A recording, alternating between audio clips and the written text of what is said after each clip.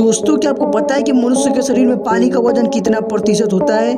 तो चलिए इस वीडियो में आपको यही बताने वाला हूं, तब तक वीडियो को लाइक कर दीजिए।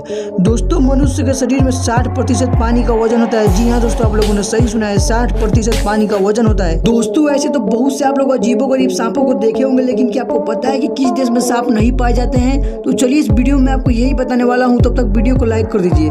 दोस्तों न्यूजीलैंड, अंटार्कटिका और आइसलैंड में सांप नहीं पाए जाते हैं। जी हाँ दोस्तों, आप लोगों ने सही सुना है। दोस्तों क्या आपको पता है कि क्रिकेट इतिहास का सबसे बड़ा कोइंसिडेंस कब हुआ था? तो चलिए इस वीडियो में आपको यही बताने वाला हूं, तब तक वीडियो को लाइक कर दीजिए।